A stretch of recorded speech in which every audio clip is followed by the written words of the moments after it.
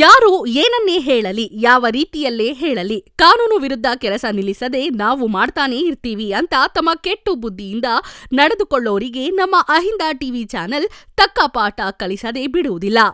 ನೋಡಿ, ಏಕಬಳಿಕೆ, single use ಬಳಕೆ, ಪ್ಲಾಸ್ಟಿಕ್ನಿಂದ ಯಾವುದೇ ರೀತಿಯ ವಸ್ತುಗಳನ್ನು ತಯಾರು ಮಾಡಬಾರದು ಎಂದು ಕಾನೂನಾತ್ಮಕವಾಗಿ ತಿಳಿಸಿದೆ. ಆದರೂ ಕೆಲವರು ಕಾನೂನು ವಿರುದ್ಧ ಕೆಲಸ ಮಾಡ್ತಾರೆ.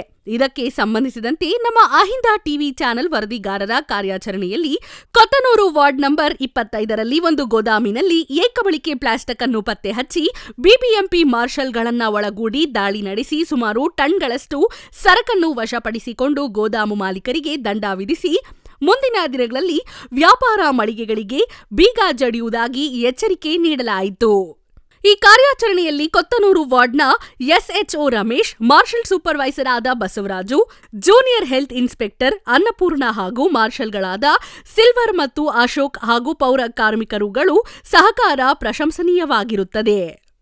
ಇಂತಹ ಕಾರ್ಯಾಚರಣೆಗಳಿಗೆ ನಮ್ಮ ಅಹಿಂದ ಟಿವಿ ಸದಾ ಸಿದ್ಧವಿದ್ದು, ಇದಕ್ಕೆ ಸಹಕರಿಸಿದ್ದ ಬಿಬಿಎಂಪಿಯು ಎಲ್ಲಾ ಸಿಬ್ಬಂದಿ ವರ್ಗದವರಿಗೆ ಧನ್ಯವಾದಗಳನ್ನ ತಿಳಿಸುತ್ತಾ, ಇನ್ನು ಮುಂಬರುವ ದಿನಗಳಲ್ಲಿ ನಮ್ಮ ವಾಹಿನಿಯು ಇಂತಹ ಕಾನೂನು ಬಾಹಿರ ಚಟುವಟಿಕೆಗಳನ್ನ ಪತ್ತೆ ಮಾಡಿ ಇದರ ವಿರುದ್ಧ ಸೂಕ್ತ ಕ್ರಮ ಕೈಗೊಳ್ಳಲು ಸರ್ಕಾರಕ್ಕೆ ಹಾಗೂ ಅಧಿಕಾರಿಗಳಿಗೆ ಅನುಕೂಲಕರ ಮಾಹಿತಿ ನೀಡಿ ಸಹಾಯ ಮಾಡುವ ನಿಟ್ಟಿನಲ್ಲಿ ಶ್ರಮಿಸುತ್ತೇವೆ. ಇದರ ಜೊತೆಗೆ ಸಾರ್ವಜನಿಕರು ಕೂಡ ಸಹಕರಿಸಬೇಕು.